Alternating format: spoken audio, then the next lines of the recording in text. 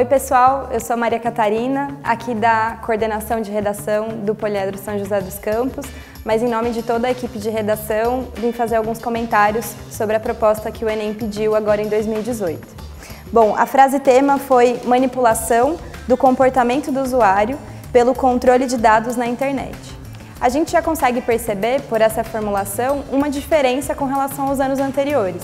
Some aquele no Brasil ou sociedade brasileira que costumava aparecer e a gente tem um recorte um pouco mais abrangente.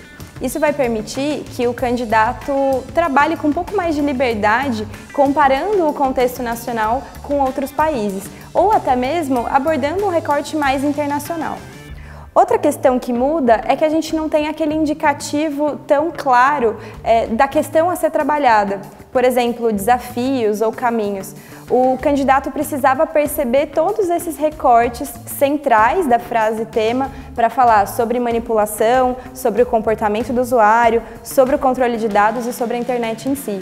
Então ele precisava perceber todos esses eixos e tentar contemplar tudo isso para ter uma perfeita adesão ao tema.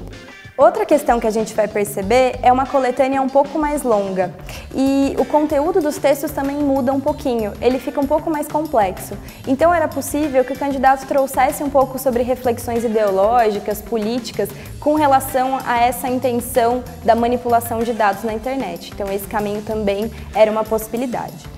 Outras questões que a gente identificou aqui na resolução é que o recorte ele não é tão previsível, então pode ser que isso surpreendesse um pouco os candidatos. Em todo caso, mantendo a tranquilidade e comparando com outros recortes que a gente já fez sobre tecnologia, era possível sim ter um ótimo desempenho.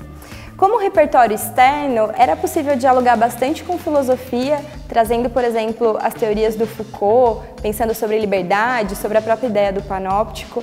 Era possível dialogar um pouco com literatura, com 1984, e era possível também pensar em casos recentes, como o vazamento de dados pelo Facebook, ou até mesmo aquele caso já um pouco mais antigo do Edward Snowden, em 2013, quando ele divulgou e denunciou aquele caso do vazamento de dados nos Estados Unidos.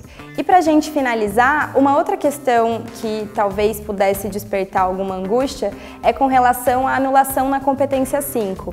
Como a gente sabe, o Enem mudou e não anula mais o texto todo por violação aos direitos humanos, ele anula apenas a competência 5.